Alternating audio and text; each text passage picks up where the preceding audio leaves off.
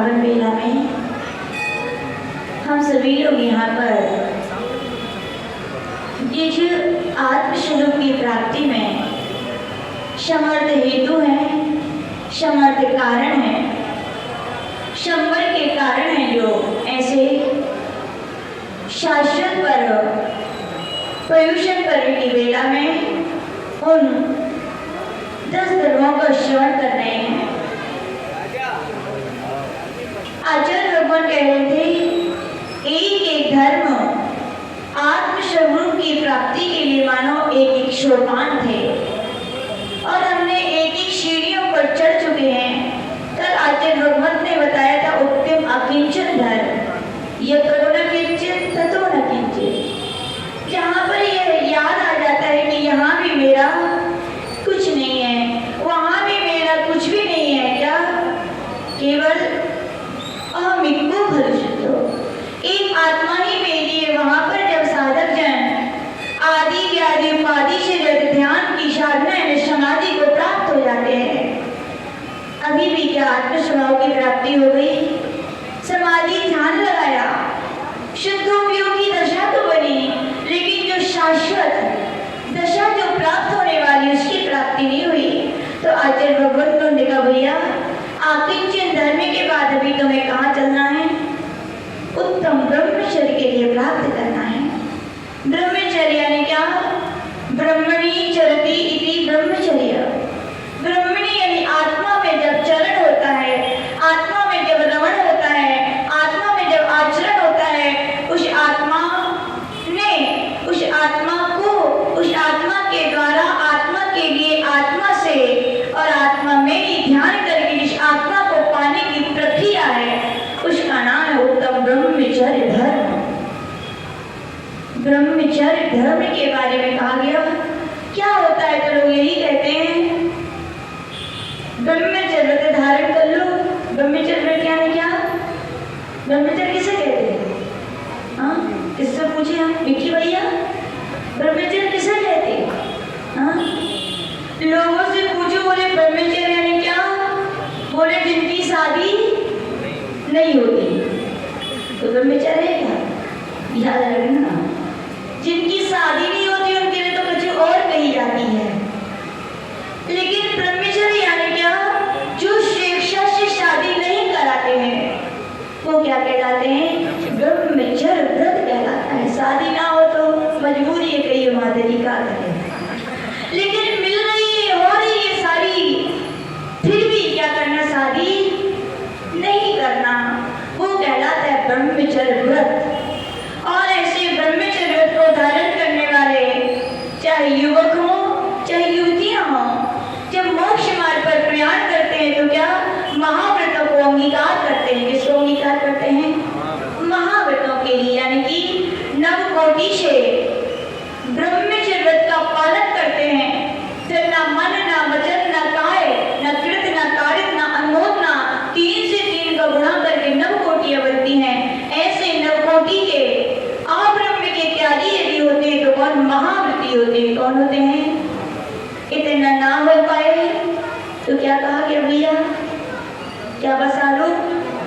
घर बसा लो। क्या बसा लो? लेकिन घर बसाना ही पड़ेगा, क्योंकि याद रखना जैन संस्कृति में 2 ही मार्ग है, एक योग का मार्ग और भोग। लेकिन भोग भी मर्यादित तरीके से कहा गया है, उसकी सीमाएं उसकी मर्यादाएं हैं। कहा गया भैया इस संस्कृति में जिसका जन्म हुआ है तो अपना कर्तव्य निभाना। कहा जाता है जिसकी खाओ उसकी बजाओ, तो आपका खाना सार्थक है।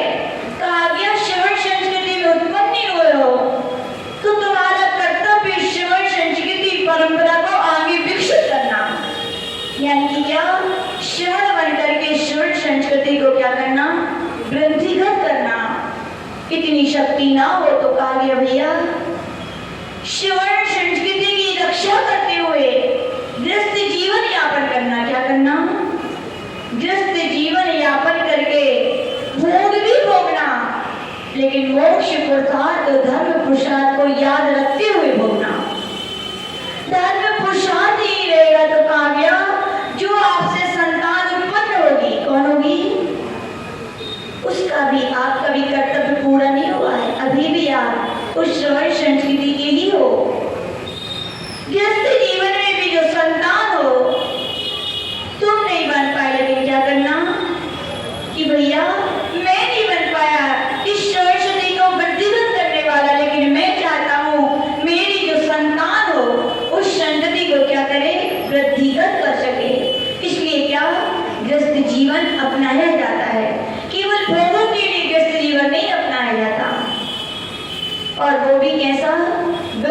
ब्रह्मचर्यानुव्रत ले लीजिए। क्या ले लीजिएगा? ब्रह्मचर्यानुव्रत। स्त्रियां हैं तो एक पति व्रत, पुरुष है तो एक स्त्री व्रत होनी चाहिए जीवन में, तब कहलाता है क्या? ब्रह्मचर्यानुव्रत। लेकिन याद रखना, चाहे ब्रह्मचर्यानुव्रत हो चाहे ब्रह्मचर्य महाव्रत हो, ये सब साधन है किसकी प्राप्ति के लिए? उत्तम ब्रह्मचर्य धर्म की प्राप्ति के लिए। क्या है? साधन है। अभी महाव्रतों को धारण करने से आपके लिए उत्तम ब्रह्मचर्य धर्म अभी नहीं आया। उत्तम ब्रह्मचर्य की पूर्ण तो मालूम कब गई है? बोले 14वें गुण स्थान में जब 18,000 शीलों की पूर्णता होती है तब कहा गया उत्तम ब्रह्मचर्य व्रत। ब्रह्मचर्य व्रत। ब्रह्म है तो कीमत है। क्या है? ब्रह्म यानी शील। ब्रह्म यानी क्या? शील। इत्र की शीशी हो कब तक कीमत है उसकी? बाजार में दुकान पर शीशी रखी है कब तक उसकी कीमत है? जब तक उसमें सील लगी है। क्या लगी है? शील लगी है। जब तक शील है तो उसकी कीमत है, और जब सील खुल जाती है तो फिर कोई खरीदता है क्या उसको? कोई खरीदने को तैयार नहीं होता। ऐसी कहा गया भैया मनुष्य पर्याय पाई है, तो मनुष्य जीवन की कीमत क्या है? जब तक शील है तब तक तो वो आपके मनुष्य पर्याय की क्या कीमत है। उस दिन शील चला जाए उस दिन कहा गया मनुष्य जीवन जीवन नहीं है। पुष्प है तो इत्र होना चाहिए। क्या होना चाहिए? यानी खुशबू। और जीवन है तो क्या होना चाहिए? चरित्र होना चाहिए। क्या होना चाहिए?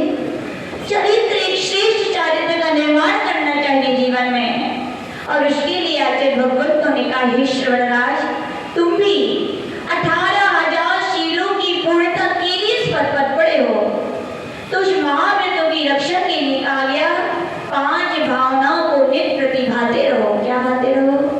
कौन कौन सी है? स्त्री, राग, कथा, श्रवण, त्याग। श्रवण है तो कहा गया स्त्रियों की कथाएं मत सुनो, और आदि कहें तो क्या कहा? पुरुषों की राग वर्तक कथाएं मत सुनो। अब आप कहेंगे माता जी कुशील तो शारीरिक होता है अकेला, तो क्या सत्य है क्या? याद रखना, पढ़ लेना तत्का सूत का 4था अध्याय देवों का जहाँ प्रकरण आया है वहां कहा गया क्या? काय प्रविचारा ऐशाना। शरीर का जैसे मनुष्यों की मैथुन सेवन होता है, कुशील होता है, वैसा तो केवल ऐशान स्वर्ग तक आ गया। कहां तक आ गया? लेकिन क्या उसके आगे क्या काम सेवन का क्या निषेध कर दिया? तो नहीं किया। बोले वहां भी है, शारीरिक नहीं है, लेकिन कौन सा है? स्पर्श, रूप, शब्द, मना प्रविचारा, शेषा। ऊपर के देवों में 16वें स्वर्ग तक क्रमशः किन्हीं देव यदि अपनी स्त्रियों का देवियों का स्पर्श करते हैं तो कहा जाए उनकी समाप्त हो जाती है वासनाएं। और आगे के देवों के लिए कहा गया केवल देवियों का रूप देख लेते तो भी क्या समाप्त हो जाती है। और आगे के देवों के लिए कहा गया केवल क्या शब्द, उन देवियों के शब्द सुन लेते उनकी वासनाएं समाप्त हो जाती है। और आगे कहा गया केवल मन से अपनी स्त्रियों का चिंतन कर लेते देवियों का तो उनकी वासनाएं समाप्त हो जाती है। यानी कि इस सिद्धांत से क्या मिलता है? केवल वासनाएं शारीरिक नहीं होती, स्पर्श भी करना। यदि राग के उदय से किसी का स्पर्श भी है तो क्या है? वो वासना है। राग के उदय से किसी के रूप को निहारना भी कहा गया तो क्या कहा गया? और साइंस भी स्वीकार करती है किसी व्यक्ति के लिए कुछ सेकंड की राग भरी दृष्टि से यदि देखा जाए नियम से वासनाएं और उत्पन्न हो जाती है। साइंस भी स्वीकार कर रहा है। शब्द भी यदि सुने जाए तो क्या है? वासनाएं हो जाती। इसीलिए कहा गया तो स्त्री, राग, कथा, श्रवण, त्याग शब्द है। क्या है? स्त्रियों की राग वर्तक कथाएं भी मत सुनो। तुम सुनी थी क्या किसी ने? बताओ। आपको याद होगा सती अंजना की कहानी याद होगी। क्यों पवनंजय उनसे बताओ रूठ गए थे? क्या बात थी बताओ? कितनी सी तो बात थी उसकी, वो मिश्र कैसी सखी, उस वो दूसरे राजकुमार की चर्चे तो सुना रही थी। और वो अंजना यद्यपि मन में विकार नहीं था, उसके प्रति राजकुमार के प्रति, अन्य राजकुमार के प्रति राग नहीं था, फिर भी केवल सुन रही थी। क्या कर रही थी? सुन रही थी मुस्कुरा मुस्कुरा के। किसने देख लिया था ये? पवनंजय ने देख लिया कि मेरी स्त्री होने वाली और बड़े पुरुष की राग भरी कथाएं को सुनकर प्रसन्न हो रही। देख लो उसका फल क्या मिला। क्या मिला? 22 वर्षों का वियोग सहना पड़ा। तो कहो कथाएं सुननी चाहिए कि नहीं करनी चाहिए? संतों से कहा हे संत, आवश्यकता नहीं है राग वर्तक। जब एक ग्रस्त इतनी बड़ी सजा का भागीदार हो सकता है, तुम तो बहुत ऊंचाई पर बैठे हो भैया, तुम्हारा क्या होगा? संयम टिक नहीं सकता। क्या है? जब गुरुदेव कंट्रोल करते हैं ना तो बड़ा खराब लगता है ये सब बातें, लेकिन जब सिद्धांत की गहराइयों में आगम के दृष्टांतों को सुनते तो लगता है सत्य है। जैसा भगवान ने कहा कि हे संत, ब्रह्मचर्य की रक्षा करना चाहते हो तो क्या राग वर्तक कथाएं वो भी सुनो नहीं। स्त्री राग कथा श्रवण तन मनोहरांग निरीक्षण, उनके मनोहर अंगों को भी दृष्टिपात मत करो। इतनी दृष्टि की निर्मलता लाओ कि कोई स्त्री दिखे तो क्या दिखे उसमें? क्या दिखे? बहन, माँ और बेटी दिखे। ये तो ग्रस्तों के लिए कहा गया। संत तो इतनी निर्मल, इतनी ऊंची भूमिका में बैठे होते हैं, वे तो क्या हर एक आत्मा में उन्हें कौन दिखती है? परमात्मा। ये तो पर्याय है कि स्त्री हो गई, वास्तविकता में है क्या? इनमें भी भगवत शक्ति प्रकट करने की योग्यता है। वे देखती नहीं स्त्री को स्त्री की तरह, तो क्या देखते हैं? सभी भव्य आत्माएं हैं। पूज्य गुरुदेव के गुरुदेव आचार्य विमल सागर जी महाराज का उदाहरण आचार्य श्री सुनाते थे। बोले उनके संग में पूज्य गुरुनाथ गुरुदेव जब भी किसी से कुछ बोलते थे तो मानो क्या बोलते थे? बेटा। क्या बोलते थे? बेटा। महाराज हो तो भी बेटा और माता जी हो तो भी बेटा। आचार्य श्री सुनाते हैं, बोले जब मेरी नई मुनि दीक्षा हुई, मैं संग में जब गए तो गुरुदेव महाराज से बेटा बोले और माता जी से भी बेटा बोले। तो मुझे थोड़ा लगा कि ऐसा कैसे? बोले माता जी तो क्या बोलना चाहिए? बेटी बोलना चाहिए। बोले मन में जिज्ञासा हो गई, प्रश्न हो गई, लेकिन समाधान नहीं मिला। एक दिन गुरुदेव पूज्य गुरुनाथ गुरुदेव प्रसन्न चित्त बैठे थे। कैसे बैठे थे? याद रखना, कभी किसी संतों के पास जाओ कोई जिज्ञासा लेकर तो पहले देख लियो कैसे बैठे हैं। प्रसन्न चित्त हो तो पूछ लेना, संत हैं क्या है? हो सकता है किसी कारणवश किसी गरीबता में हो, विक्षिप्त मन हो सकता है। तो कहा गया एक दिन गुरुनाथ गुरुदेव विमल सागर जी महाराज बड़े प्रसन्न चित्त होकर बैठे थे। तो गुरुदेव ने पूछ लिया, बोले गुरुदेव आप महाराजों से बेटा बोलते तो ठीक है, लेकिन हमें ये समझ में नहीं आती कि आप माता जी से बेटा क्यों बोलते हो? बोले कितना सुंदर उन्होंने उत्तर दिया था गुरुनाथ गुरुदेव। बोले मोक्ष मार्ग पुरुषार्थ का मार्ग है। किसका मार्ग है? मोक्ष पुरुषार्थ को सिद्ध करने का मार्ग है, और पुरुषार्थ करने वाले पुरुष होते हैं। कौन होते हैं? स्त्रियां पुरुषार्थ बोले नहीं कर सकती। स्त्रियां ने क्या? शरीर की नहीं, शरीर से भले ही स्त्री हो, लेकिन मानो पुरुष में होना चाहिए, पुरुषार्थ करने में पक्का होना चाहिए। बोले ये सब आदि का माता जी क्या है? बोले मेरे लिए तो पुरुष हैं। बोले क्या है? अस्ति पुरुषश्चित आत्मा। आचार्य अमृतचंद महाराज भी कह रहे हैं प्रत्येक आत्मा पुरुष है। क्यों पुरुष है? क्योंकि वो चारों पुरुषार्थों को सिद्ध कर सकती है, इसलिए वो क्या है? पुरुष है। यानी कि अपनी दृष्टि में इतनी निर्मलता जाए कि स्त्री तत्पर दिखे ही ना, ऐसी निर्मलता। इसलिए कहा गया तन मनोहरांग निरीक्षण। क्या फिर क्या कहा गया?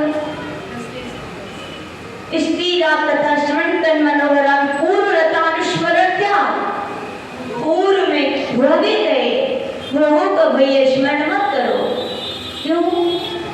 अभी तो व्रत धारण किए हैं, ऊपर से ही घास कटी है। अभी कहाँ से कटी है?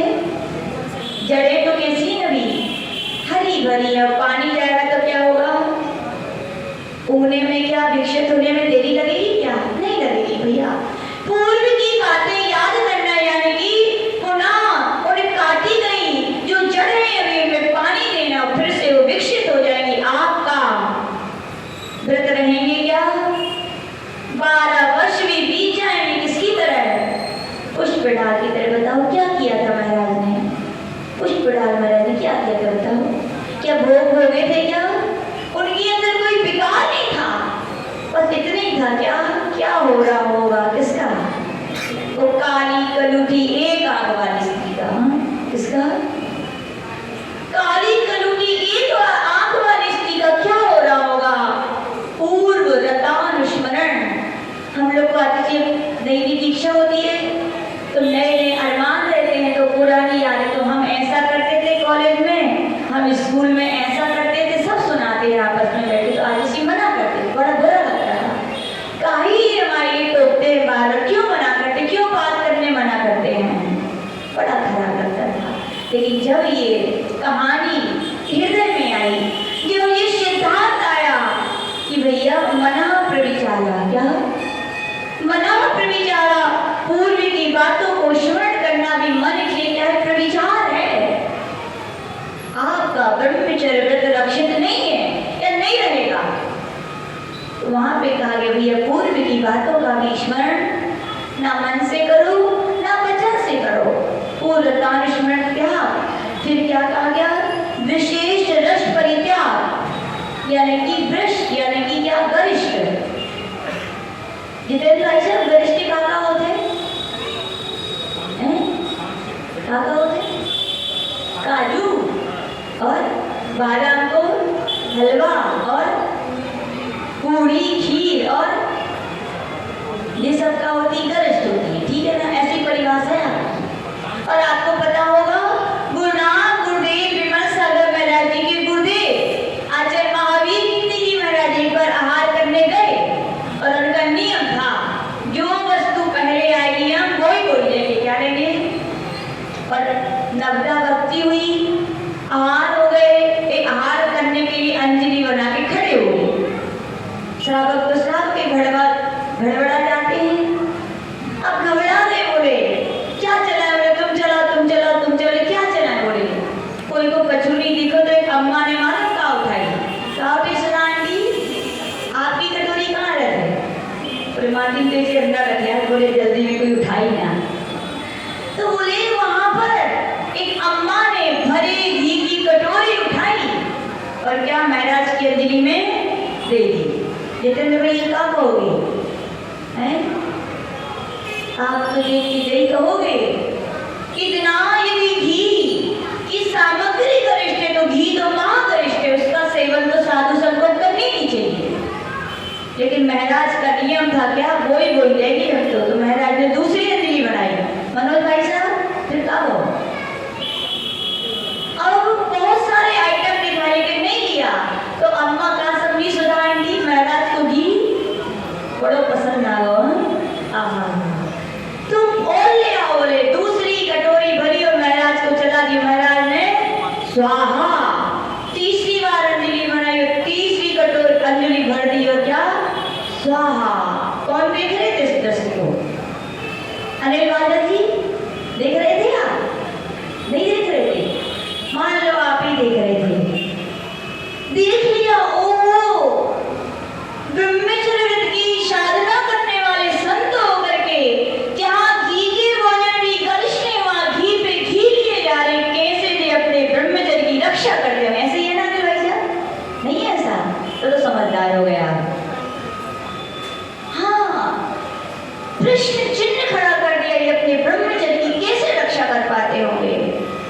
और जिज्ञासा हो जाए तो क्या होना चाहिए? फिर उसका समाधान भी कर लेना भैया, चैन से नहीं बैठना जब तक ना हो जाए, क्योंकि ये शंका संशय में ले जाके मिथ्यात्व में ले जाके पटक सकती है। तो शंका हो जाए तो समाधान ढूंढ लेना चाहिए। तो चले गए, कौन चले गए? अनिल भैया जी कहाँ चले गए? जहाँ पूज्य आचार्य महावीर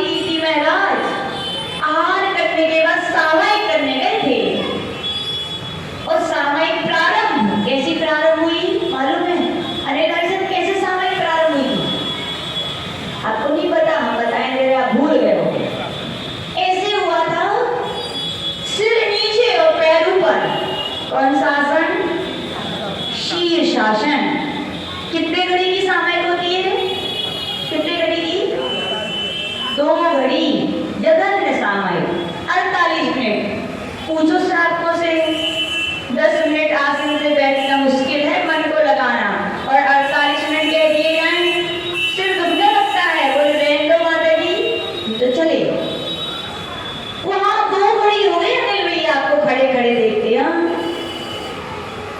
2 घड़ी हो गए। बोले अब महाराज क्या करते देखते हैं। आप तो भोजन के बाद बढ़िया बेहती राजन भाभी का कहती, बोले माता जी बस भोजन करो, ऐसा लगे थे बस बाजू ही में थाली माली भी ना उठाने पड़े, पड़ रही है हमको ऐसी लगत है, ऐसी लग रहा है ठीक है। तो यही सोच रहे थे अब क्या होता है, लेकिन पता है पूजी गुरुनाम गुरुदेव आचार्य महावीर कीर्ति महाराज उत्कृष्ट शीर्घड़ी की सामायिक करते रहे, किस शासन से, शीर्षासन से। अपन तो खड़े होके कह दी जाए तो हम लोग से कभी कह दे आगे चक्कर आने लगते हैं, हम लोग को सही बता रहे अनुभव की बात। खड़े होके सामायिक आहार करना भी बहुत बड़ी तपस्या है, खड़े होके 6 घड़ी तक शीर्षासन से क्या सामायिक। फिर अनिल भाई साहब का हो तो श्रद्धा से हृदय झुक गया, हाथ जुड़ गए कि धन्य इस कलिकाल में भी ऐसी साधना करने वाले संत वे 3 दिली क्या कितना भी घी पिए तो भी वो क्या उनके लिए कम है, वो गरिष्ठ है क्या, वो गरिष्ठ नहीं। याद रखना गरिष्ठ की परिभाषा केवल भोज्य सामग्री से मत लगाना। गरिष्ठ तो वो है कि हो गए बीमार और डॉक्टर कह रहे कि रोटी भी नहीं खा सकते हो, तुम रोटी खा रहे हो तो कहा गया रोटी भी गरिष्ठ है आपके लिए, क्या है कि नहीं। आदर्शी कहते हैं साधना है तो रोज बढ़िया हलवा पूड़ी खूब खाओ, बादाम ही बादाम खाओ, कोई आपके लिए गरिष्ठ नहीं है।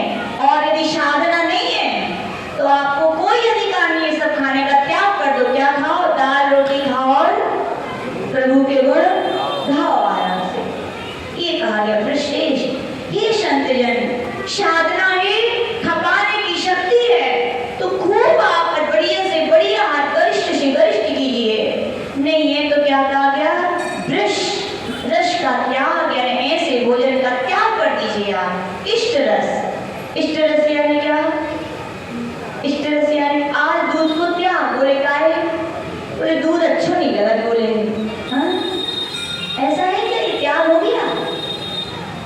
जो अच्छा नहीं लगता उसका त्याग की तो क्या त्याग किया, जो अच्छा लगे का अच्छा लगे। बेतमाकू की सड़ी गली पूरी अच्छी लगे और फिर भी कहो हम नहीं खाएंगे तो है क्या है, वे त्याग है। इष्ट रस का त्याग क्यों, आसक्तियां भी काम वासनाओं को बढ़ाती हैं, क्या करती हैं, जिसमें जिस चीज की आसक्ति होती खाने में, देख लो कैसे खाया जाता है बताओ आसक्ति के साथ, देखा किसी को खाते ना, देखो ये तो ब्राह्मण होते हैं उनको देख लीजिए कहो कैसे खाते, थाली में रखते थे यूं कब पेट में पहुंच जाती पता नहीं चलता है, स्वाद नहीं ले पाते और कब घाटी उतरी बाकी हो जाती है। तो कहा गया भैया अदत नहीं है बदत नहीं है और सामने आए तो बचत नहीं है, ऐसी है। इष्ट वस्तु लगती है व्यक्तियों की आसक्तियां रहती है, डॉक्टर मना करते सब कुछ मना करते, लेकिन हमने बताई थी कैसे खा लेते डायबिटीज की बीमारी वाले, जलेबी खाएंगे लेकिन कैसे खाएंगे, सौरभ भैया पानी से धो के खाएं, कैसे खाएंगे लेकिन खाएंगे जरूर, क्यों, आसक्तियां। याद रखना आसक्तियां संज्ञाएं जाए वहां से नियम से काम वासना उत्पन्न हो सकती, इसलिए कहा भैया इष्ट रस का भी त्याग कर दो। आचार्य बताते गुरुनाम गुरुदेव आचार्य सन्मति सागर जी महाराज बोले दीक्षा हुई और पहले नंबर बोले त्याग करो, बोले घर त्याग कर दो, क्या त्याग करे, बोले अबे तो घर ही त्याग करो है, अब इष्ट वस्तु का त्याग करो, बोले क्या त्याग करें, बोले सबसे पहले नमक का त्याग करो। किसका त्याग करो, आचार्य कुंदु कुंदे मूलाचार की टीका में नमक को मानो क्या करें, मधुर रस कह रहे हैं, क्या कह रहे हैं, मधुर रस। क्यों, 56 प्रकार के पकवान हो और खाना डलो में तो क्या सब बेकार था, बोले क्या बोलते हो, यानी कि वो 1000 रुपए किलो का घी और 500 रुपए की शक्कर की बनी आइटम बेकार है, वो 2 छोड़ने के नमक के आगे मधुर रस कहा गया। क्या कहा गया, मधुर रस कहा गया। तो आचार्य भगवान कह रहे क्या इष्ट रस है, वो क्या है? आचार्य श्री बताते हैं सबसे पहले नमक का त्याग। ठीक है बोले और करना है? बोले बोलो। बोले गुरुदेव आप ही बता दीजिए। बोले हम तो शिष्य में तो हाउ कहने से काम चलाना है, क्या करना है आप ही कहते जाओ। बोले पूरे का त्याग करना है, बस अब बच्चों का बोले। हाँ, थाली में से मीठे आइटम निकाल दो, नमक की आइटम निकाल दो, क्या बचेगा बताओ? तो ये माती ये बोलो बचे वो, बस क्या बचेगा? बोलो बचे वो। कितना दूध पिए वो व्यक्ति बताओ है कितना, और घी सूखो थोड़ी खा ले वो। तो कहा गया इष्ट रस का भैया त्याग कर दीजिए, अपने संयम साधना दिखाने। फिर क्या कहा गया? स्वास्थ्य शरीर संस्कार त्याग। सबसे पहला इंटरव्यू होता है दीक्षा का, कौन सा होता है? बड़े भैया तैयार नहीं हो, आपको तो फायदा है, वैसे आते तो चले ही गए। एक भैया जी आते थे भावनगर के थे शायद ना, फिर माता जी के गाँव के। तो पता उनके सिर में एक भी बाल नहीं था। तो हम लोग कहते बड़ो अच्छे फायदे हो। बोले कहा इसको निकलने पड़ेंगे बोले कि शरीर की सुंदरता के उपकरण कहे गए, हेतु कहे गए। बाल है तो क्या सुंदरता रहती, इसलिए कहा गया हे संत इंटरव्यू दियो, और इंटरव्यू में सबसे पहले क्या करो कि इस लॉन्च कर लो। शरीर संस्कार त्याग। बाल झड़ गए कछु नहीं बचो, उसमें भी कहा सारे सामग्रियों का त्याग। तेल नहीं लगा सकते,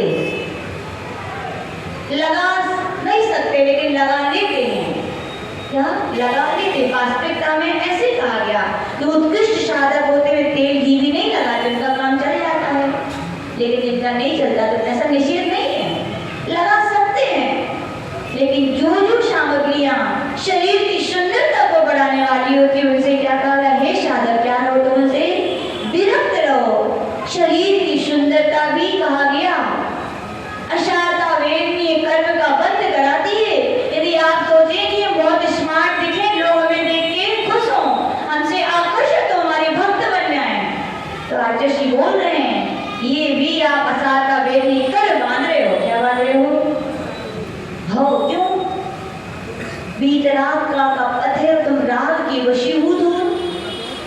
आगे वीतरागता मिलेगी क्या? बोलो नहीं मिलेगी। वीतरागता के समय तुम राग के परिणाम रख रहे हो, तो नियम से राग के बीज है, तो फल भी किसके मिलेंगे? राग के मिलेंगे। इसलिए कहा गया भैया श्वास शरीर संस्कार का भी क्या कर दो? त्याग कर दो। इतना करे जो संत, उनके लिए कहा गया कि वे अपने ब्रह्मचर्य की रक्षा करके, महाव्रतों का पालन करके एक दिन उत्तम ब्रह्मचर्य धर्म को 18,000 शीलों की पूर्णता प्राप्त करके उस ब्रह्म स्वभाव आत्म स्वभाव को प्राप्त कर सकते हैं, वरना मुश्किल है। शास्त्रों से कहा गया, क्या कहा गया? आप भी क्या धारण करो? एक पति व्रत, पराई स्त्री पर नजर मत डालो भैया। आग है क्या है, और आग का स्वभाव क्या है? जलाना, याद रखना। चाहे छिपी हो, दिखे या ना दिखे, कंडे में अग्नि होती है, दिखती है क्या? तो क्या जलाती नहीं है? क्या उठा के देख लेना कभी। पराई स्त्री राग की तरह कही गई। कभी मन से वचन से काय से कभी उसके लिए भावना भी नहीं करना। अपनी पत्नी में क्या रहना? संतुष्ट रहना। अपने पति में संतुष्ट रहना, तो शील बना रहेगा। क्या बना रहेगा? शील। याद रखना, ग्रंथों में आचार्य श्री बताते हैं कितनी भी व्रत कर लेना, सत्संग कर लेना, बड़ी बड़ी साधना कर लेना, लेकिन शील नहीं है स्त्रियों के पास, तो सारे व्रत क्या हैं? जीरो है। क्या है? जीरो है। शील यानी बाढ़ है।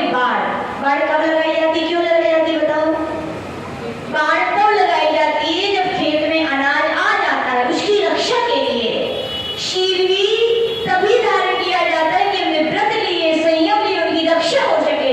यदि बाढ़ ही ना हो तो क्या रक्षा हो पाएगी? तो है ही नहीं है, मुश्किल है। तो कहा गया भैया क्या प्रयास करो? शील। यूं कहा गया ऐसा शील होना चाहिए किसकी तरह? शुभ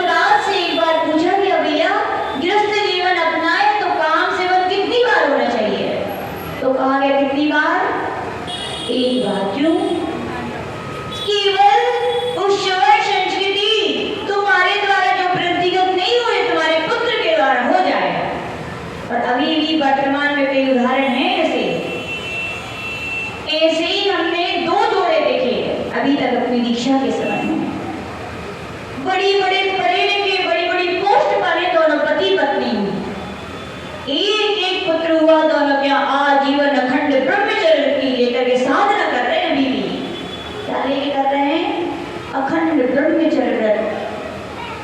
यहाँ तक कि वो भाभी पुत्र अब बड़ा हो गया तो कमरे में नहीं सुलाती, बोले नहीं मेरे दोस्त न ज्यादा हो।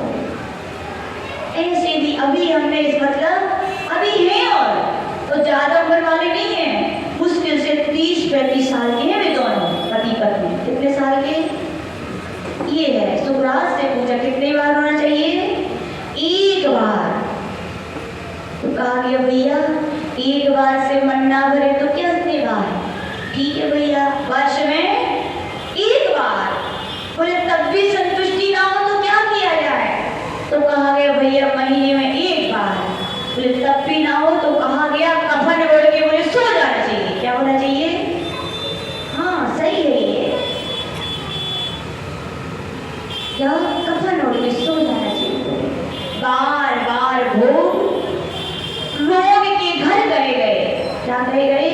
लोगों के घर गए गए, ऐसे कहा गया। तो आचार्य भगवान कह रहे क्या ब्रह्मचर्यानुव्रत लिया है तो क्या उसका क्या होना चाहिए? पालन हो जाना चाहिए। श्रवण संस्कृति की रक्षा के लिए अपने पुत्र पुत्रियों के लिए संस्कार देने चाहिए। कैसे संस्कार देने चाहिए? कि भैया आप उस पुत्री को बोलना चाहिए हे पुत्री तुम उस श्रवण संस्कृति में उत्पन्न हुई हो जहां पर ब्राह्मी और सुंदरी जैसी पुत्रियां हुई हैं। कौन हुई हैं? जिन्होंने अपने पिता की आन बान और शान के लिए शादी नहीं की, विवाह का त्याग कर दिया। और आज की पुत्रियां क्या कर रही हैं? बोलो क्या हो रहा है?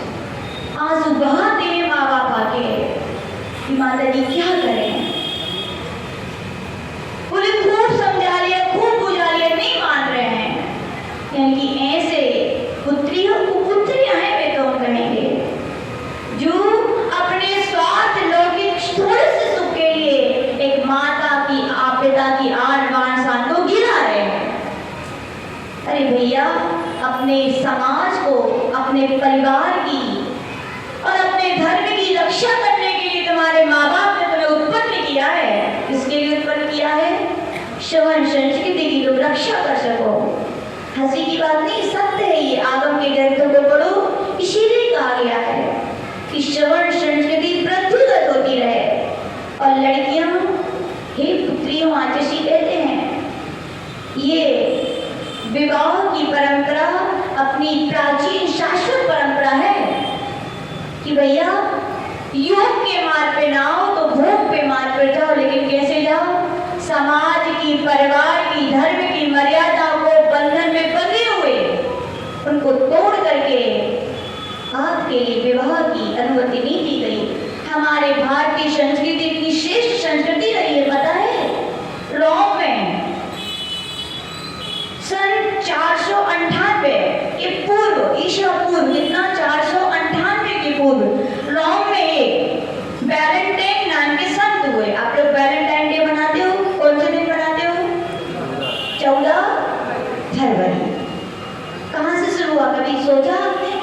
याद रखना कोई भी पर्व, कोई भी त्योहार यूं ही नहीं, उनसे कोई ना कोई घटनाएं जुड़ी होती हैं। जब रोम के प्रसिद्ध संत वैलेंटाइन, उनका नाम था, किनका नाम था? एक संत का नाम था। क्या नाम था? वैलेंटाइन।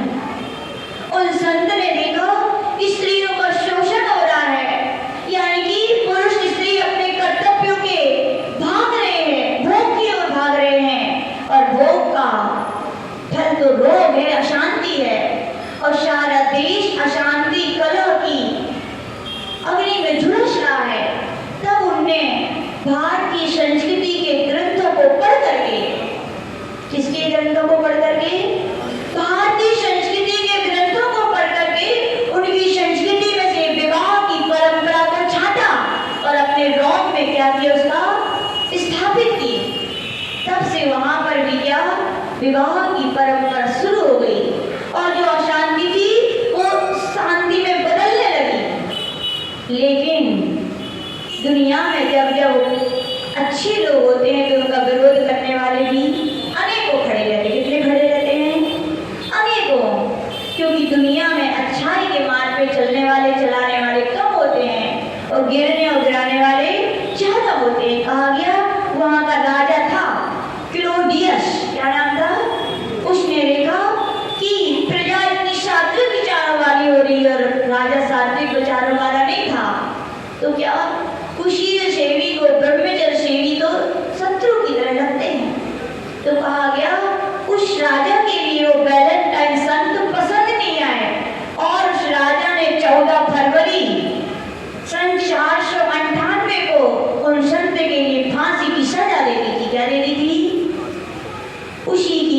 है वहां के लोग क्या मनाते हैं?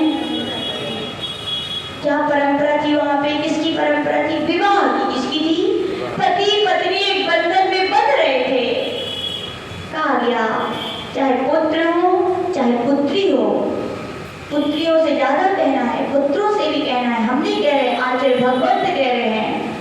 लोग कहते माता जी अच्छी मोड़ियां मिल नहीं रही हैं, ले आ रहे पड़ोस जाति वाले की, अपनी धर्म की वृद्धि हो जाएगी। क्या हो जाएगी? ऐसे ही है क्या? हाँ ऐसे ही है क्या? बहुत बड़ी भूल है भैया ये अपनी संस्कृति की वृद्धि नहीं, राश है राश की नहीं? बोलो। एक वो पुत्र जब अपनी जाति की लड़की से शादी करता हो, उसके द्वारा जो संतान होती, उसके द्वारा जो रिश्तेदारी का ताना बाना मजबूत होता, बताओ उसने अदर कास्ट से शादी की, क्या वो रहेगा क्या? बताओ संस्कृति की वृद्धि हुई कि हानि हुई? बोलो क्या हुई? दूसरी बात तो कहते माता जी अच्छो है, कम से कम एक अजैन जैन बने और जैन के संस्कार तो आ जाएंगे। उठा के देख लो जैन ग्रंथों को, संस्कार कहाँ से दिए जाते हैं? जन्म से दिए जाते क्या? संस्कार की परंपरा गर्भ से है। कहाँ से है? गर्भ से है, याद रखना। कहाँ से दिए जाते हैं? और गर्भ की संस्कार जिंदगी भर काम करते हैं। करते हैं कि नहीं? करते हैं। एक कहानी आती है, आप लोगों ने सुनी होगी। एक बार एक चूहा डर गया संत के पास, बोले संत मुझे बिल्ली से डर लग रहा है, तो क्या करूं? बोले मुझे बिल्ली बना दो। तो कहा मार जा रहा भाग, बिल्ली बना दिया। बिल्ली को कुत्ता बोले, बोले कुत्ते से डर लगता है, तो क्या बोले? स्वान भाग, कुत्ता बना दिया। फिर बोला कि मुझे शेर से डर लगता है, तो कहा गया शेर भाग, क्या बन गया वो? शेर बन गया। बन गया। लेकिन जंगल में एक बार क्या हुआ? क्या हुआ? बहुत सारे हाथियों के झुंड आए, बहुत सारे शेर थे, सारे सिंहों ने दहाड़ लगाई। तो क्या हो गए? हाथियों के झुंड छितर बितर हो गए। तो वे भी थे, कौन थे? जिनको कहा था सिंह भव, उनने भी सोची हम क्या लगा ले? दहाड़ लगा ले, हम भी हाथियों के शवों को छितर बितर कर ले। तो उपदेश आ गया जी, तुम जिस जाति में उत्पन्न हुए हो, तुम जिस धर्म में उत्पन्न हुए हो, वहां पर हाथियों के झुंड दहाड़ से नहीं भगाए जाते। क्या नहीं भगाए जाते? अरे वहां तुम जिस जाति में उत्पन्न हुए, वहां शिकार नहीं किए जाते हैं। सोचिए कि त्रियंजों के लिए ऐसी व्याख्या है, त्रियंज भी अपनी जाति का विजातियों में उल्लंघन नहीं करते। करते हैं? बोलो क्या? बोलो करते हैं। और कर दे तो हमने पिछले बार प्रवचन में सुनाई थी, किसी को याद हो? सुनाई थी। पूज्याचार्य विमल सागर जी महाराज कहते थे एक घोड़ा हो और दूसरी क्या हो? गधी। क्या हो? बुरी लगेगी लेकिन बुरा मत माना, सही है। एक घोड़े और एक गधी का यदि संपर्क हो जाए तो उत्पन्न होने वाली संतान क्या कहलाती है भैया? बताओ किस जाति की रही वो? क्या गधे जाति की रही कि घोड़े जाति की रही? बोलो किसकी रही? किसी जाति, दोनों जातियों को उल्लंघन हो गया। अब कहो जाति की रक्षा हुई क्या? कहो ऊपर से कितने भी संस्कार देके उसको जैन बना देंगे, बन जाएगी क्या वो? संस्कार गर्भ के होते, किसके होते हैं? समूह श्रेणी में भी देखो 4 प्रकार के देव होते हैं, सबकी देवियां होती हैं, लेकिन वहां भवनवासी देव अपनी नियोजित ही देवी को ले जाते, भवनवासियों की देवियों को नहीं ला पाते। कोठी भी अलग अलग हैं। सबके जाति की व्यवस्थाएं भैया अनादिकालीन है, अभी वर्तमान की नहीं है। लोग सोच रहे हैं क्या करें, मिलते नहीं हैं। अरे भैया मिलते नहीं है तो एक बार तुम नहीं करोगे तो क्या हो जाएगा? एक भाव ही तो तुम्हारा हो, लेकिन तुमने कर ली, मिथ्यात्व का सेवन किया। याद रखना, जैन धर्म को ठुकरा के अन्य विजाति को अपनाया है, तरस जाओगे आगे, जैन कुल मिलने वाला नहीं है। सत्य है ये। लड़कियां बोले पढ़ाई करती है, क्या करती हैं? तो क्या करें, वहाँ मिल जाते हैं आपस में तो शादी हो जाती है। मना करते हैं, मानती नहीं है। सोचो वे बेटियां कैसे छायादार वृक्ष की तरह वो पिता की छाया रहती है। क्या रहती है? बड़ी शीतल छाया होती है कि नहीं? पिता की छाया कितना चाहते हैं वो पिता के लिए, चाहते हैं कि नहीं? आगम के ग्रंथों को भी पढ़ के उठा के देख लेना, पिता पुत्रियों से बहुत प्रेम रहता है, वात्सल्य रहता है उनका, लाड़ प्यार से उनके लिए पालते हैं। पिता एक वट वृक्ष की तरह कहेंगे जिनकी छाया में बेटियां पलती हैं कि नहीं? वो माँ अपनी ममता का निर्जन वात्सल्य नीर संस्कारों का ज्ञान रूपी जल देती है कि नहीं? लेकिन कौन सी माँ दे पाएगी? सच्ची माँ। यदि माताएं बचपन से ही संस्कार देने लगे तो आज ये दिन नहीं आए, नहीं दे पाती सही मायने में। तो माँ की उन बेटियों से कहना चाहिए कि माँ ने संस्कार दिए उस वट वृक्ष के, वो दादी दादा, वो नानी नाना की गोद में तुम झूले की तरह झूली हो कि नहीं? कितना प्रेम पाया है तुमने। वो प्लास्टिक के खेल खिलौने में ठीक है, छोटे छोटे भैया और बहन चेतन खिलौने होते हैं जिनके साथ तुम खेली हो कि नहीं? खेली हो। उस समाज के बीच तुम रही हो, वे तुम्हारे रक्षक है कि नहीं? बताओ, जब एक जैन धर्म में जाति विवाह होता है तो कुछ होता है तो सब आ जाते हैं कि नहीं? रक्षा करने, सुख दुख में बांटने आ जाते हैं। कहा गया वे तुम्हारे रक्षक है। क्या है? रक्षक हैं। तुम्हें तो चाहिए था उन प्रेम के वृक्ष को, प्रेम की ममता को, प्रेम के खिलौने को, प्रेम के झूले को, उस संस्कारों को मर्यादाओं के प्रेम में ही काट देना चाहिए था, है ना? निछावर करते। कि तुमने क्या करते हैं? थोड़े से केवल प्रेम थोड़ी है वो, वासना कहते हैं हम लोग। क्या कही जाती है? वो वासनाएं हैं। प्रेम तो प्रेम है बोले वो तो पिता और माता पिता के ऊपर निर्भर करता है कि नहीं? सोचिए, जो माता पिता जिंदगी भर तुम्हें पढ़ाएं लिखाएं, वो क्या तुम्हारे हित की नहीं सोचेंगे? आचार्य जी तो कहते पता, कैसे भी काली करुटी भी मोड़ी हुए, कैसे भी मोड़ी हो, लेकिन अपने पिता के लिए तो राजकुमारी से बोले कम नहीं होती है क्या? बोलो। और कैसा भी पुत्र हो, लेकिन अपने माता पिता के लिए राजकुमार से वो कम नहीं होता। उनकी इतनी विशाल निर्मल दृष्टि है, और तुमने क्या कीमत की? बोलो, क्या कीमत की? तुमने याद रखना, एक माता पिता का दिल नहीं दुखाया है, सारे समाज का नाश किया है। परिवार को तो तोड़ा है, समाज को तोड़ा है, और समाज को तोड़ना यानी धर्म संस्कृति को तोड़ना है कि नहीं? बोलो। समाज से ही तो संस्कृति जुड़ी है। बोलो, समाज यदि नहीं रहेगी तो संस्कृति की रक्षा हो पाएगी क्या? नहीं हो पाएगी। तो याद रखना, चाहे बाहर पढ़ने जाओ, हम तो कहते क्या जा सकता है आपको, हम याद रखना स्त्री पर्याय है, पराधीनता की है कि नहीं?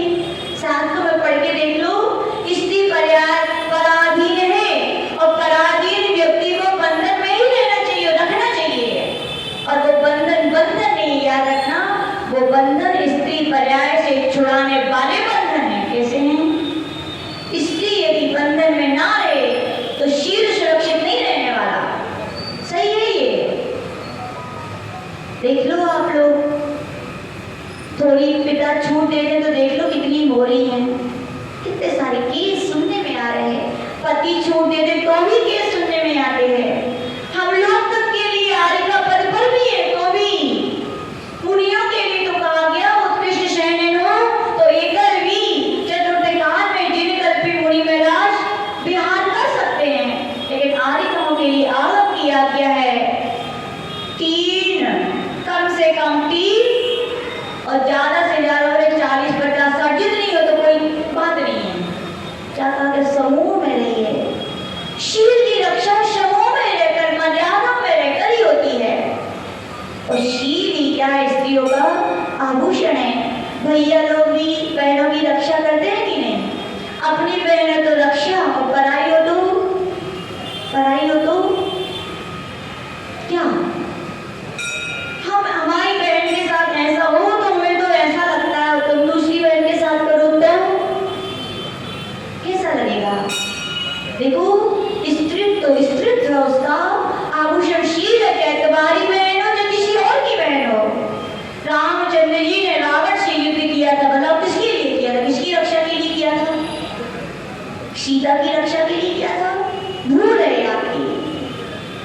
सीता जैसी तो अपने आदम के अनुसार 8000 सुंदर स्त्रियां थी उनकी एक सीता नहीं रहती तो कोई कुछ जाने वाला नहीं था। लेकिन उनने सीता की नहीं, इस तरह जादू की रक्षा की थी। यदि वे एक सीता की रक्षा नहीं करते तो एक नहीं, घर घर हर मोहल्ले में रावण मिलते। वे हर एक स्त्री का हरण करने के लिए तैयार रहते। उन्होंने इस समाज के लिए बता दिया, भैया मैंने अपनी पत्नी की नहीं, इस नेतृत्व की रक्षा की है, तुम भी क्या करना? अपनी बहनें सो नहीं, किसी की भी बहन हो उसकी क्या करना? रक्षा करना भैया। ये क्या है? स्त्रीत्व की रक्षा का उपदेश किसमें दिया जाता है? ब्रह्मचर्य में कहा जाता है।